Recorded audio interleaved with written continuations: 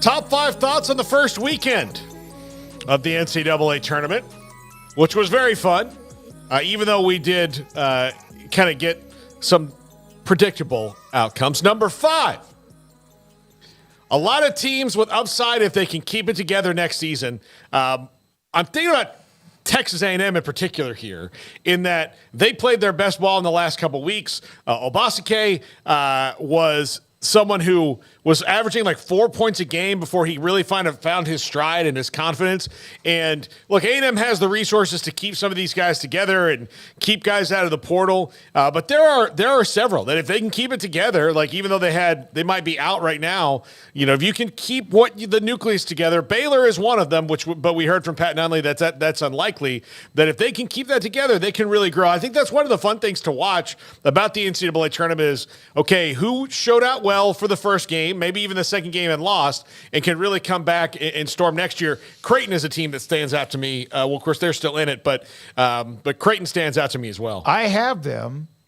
Well, you're talking about next year, but I did pick them to go to the Final Four this year, too, as a 3 seed. I love that. McDermott, what he does. Yeah. Yeah, I mean, so.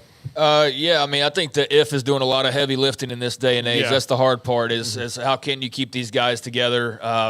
And knowing full well that while these tournament games are being watched by millions of people, who are amongst those millions? College staffs from all over the country watching and going, that dude from Creighton looks pretty good, or that guy from, wherever looks pretty good. And so with the portal and NIL, it's just a bigger challenge than ever to keep teams together. But you're right. Yeah, A&M's a great example of this. What a great run and finish, although it came up short. And I really thought once they got to overtime they were going to win that game. I just didn't know how Houston, shorthanded with all that momentum swing, how they were possibly going to win that game. And to their credit, they did. But I definitely think there's a great buzz, no pun intended, now surrounding A&M basketball moving forward, whereas he was a high-profile hire, but it just didn't really, launch right away. And you're kind of thinking, is this going to be good over? I think when they started sliding at the end, there were, kind of what's going on. Just a little murmurs. Yeah. I love Buzz Williams, and I told this story. It's been documented. He was the gym, basically, maintenance guy at Navarro College in Corsicana when I used to set up to do games, and I did a show on Wednesday if they played on Wednesday, and he was a great guy. I never would have thought that one day he was a millionaire coach at a couple of different locations and now A&M. Well, that's why you have to be mindful of the way you treat people, right? Yeah. Because that Jim guy is turning out to be like the multi-million-dollar head coach at Texas A&M all these years later. But, I think A&M's got a really bright future that you feel much better about given how they closed so strongly. And, just what a game that was last night. Yeah, absolutely. Number 4, mostly things went chalk. I mean, for the most part, they did. I mean, all the 1s and 2s are still in. We're still to that point in the tournament, or we're at the point in the tournament where, we were kind of hoping for maybe more upsets. But I don't think it evidenced one way or the other. I just think that this is the way that the teams kind of separated this year. I think that we get caught up in those first and second round or first day and second day shockers. Those are the ones that bring that attention that otherwise, it's going to be the same teams in the end, and it might be. I thought it was even despite the game like Texas A&M and Houston, or even a couple of others where there were really some great games. There were a handful of them. I thought yesterday was boring as hell.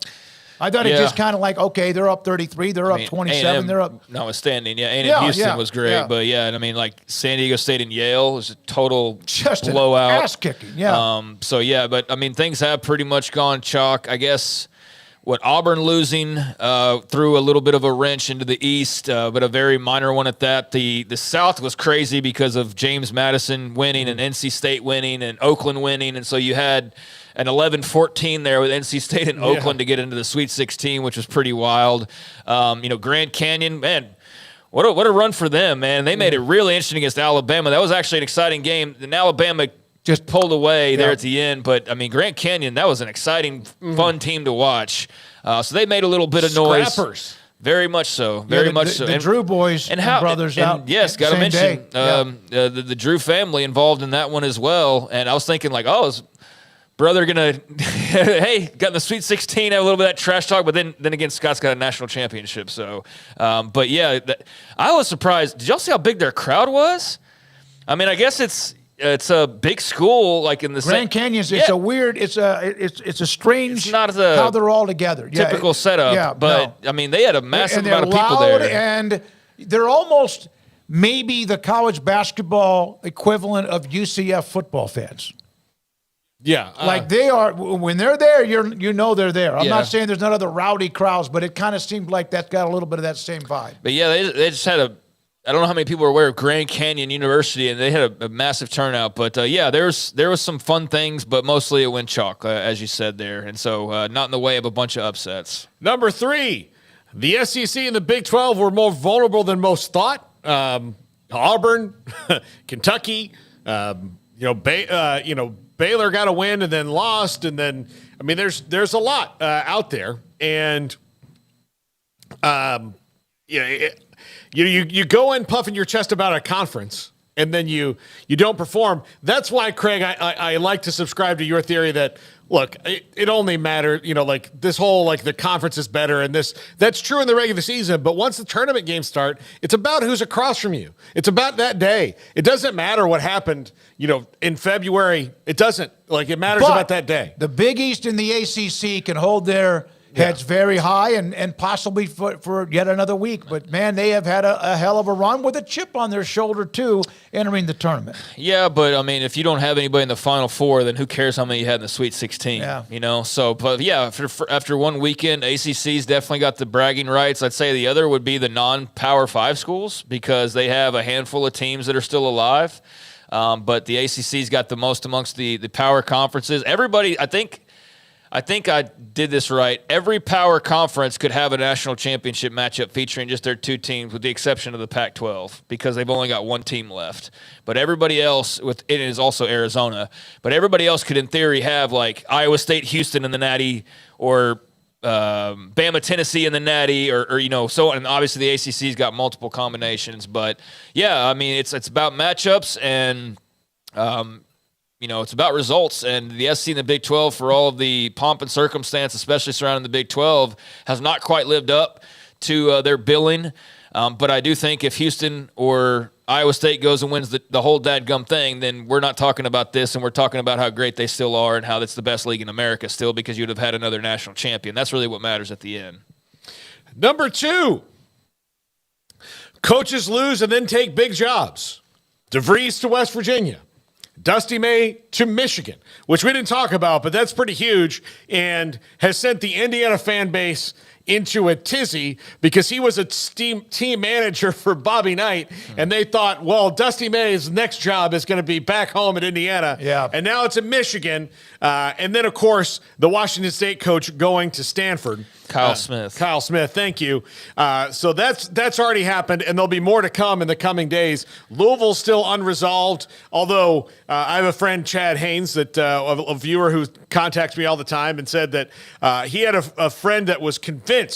He's like, Jay Wright's not on CBS this weekend. No. He's in Lexington, Kentucky. So I flipped over to TNT. I took a screenshot and said, well, no, he's not ever been on CBS. He's on TNT. He's talking right now. Yeah. He's not in Lexington. Yep. And if Jay Wright left Villanova because he wasn't ready to grab NIL for Villanova, it just wasn't his thing. He was ready to be retired. He'd won national titles. He'd done all he can. He's going to go to Kentucky? No. Like, it's going to be even crazier there. So And no. I tell you what. To Louisville, Kentucky specifically. Well, Louisville, Kentucky, he was in Lexington waiting for them to fire Calipari, and they're going to take that job. I think Jay Rudd is a great ad, and was when they first hired him.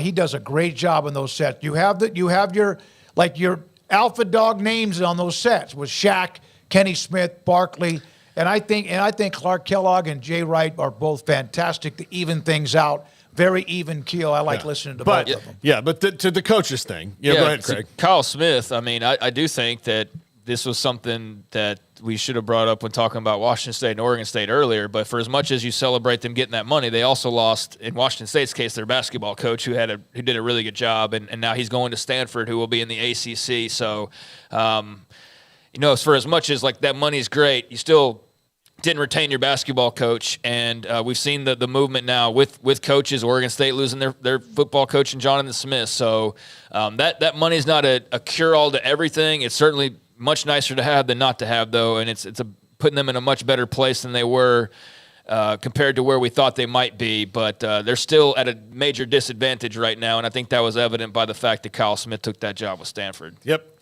And number one, Greg Sankey's wrong. Yep. He's wrong. This was great. Don't mess with it. Stop it. Yeah. Stop it. Even though a lot of the mid-majors, not all of them, because you have San Diego State and you have Gonzaga, and I might be missing somebody else that are still a part of this, that Marquette are still a part of this. And I love the mid-majors. I love the opportunities. Maybe there's a way for them to come up with an agreement like we saw earlier, where they leave them alone, let them earn their way in, but also don't act like they're some sort of rat because they're inside the house. But you know where that idea came from, right? It came from his propaganda minister, who was just, defending him 2 days before and getting dunked on, rightfully so, for being the PR minister for the SEC when you're just supposed to be an anchor for the SEC. But that just seemed to me, what was floated out today, more of like, let's just float it out and see what people think. And then it started off with, like it or not, this is what's coming. It's like, I know. I mean, so this is what I don't know what's coming. Probably Greg Sankey getting whatever he wants to because he's the big power guy in charge, and he's willing to be out front, unlike with the Big Ten, who's kind of doing all the same things. They're just being quieter and more in the shadows about it. But they're still very much, in step with what he's trying to accomplish, it appears. If the tournament expands, whatever. I'm just so proud of college football, basketball fans on not just eating what they're being served. And so that was so refreshing to see that garbage post from the SEC Network the other day, and for people to go, screw you, quit being a kiss ass for Greg Sankey, and quit, and quit, this and quit that, and just to see the massive amount of pushback against Greg Sankey and the tweaks and the things that are being floated. I know that's how a lot of people feel, but you don't always understand that because it gets drowned out by the fact that there's so many fans that are under this man's umbrella that it can get very noisy. And you've got people in media putting his stuff out there and presenting it a certain type of way, to see just regular old college fans say, no, man, screw Greg Sankey and screw this SEC takeover and screw expanding the term. I love seeing that, and I love that it was so emphatic, and I don't know if it'll make a bit of difference in the long run, but it was just good to see. You know what happens is that when something like that occurs and people have blowback, legitimate, raw, heartfelt emotions and blowback, what happens is a day or two later, there's a response coming from the machine about their which was like it or not, the tournament's expanding and blah blah. It came from the same place. Yep, and it's no different than in basically anything. Paul, thank you very much. You're welcome. Appreciate it. Gary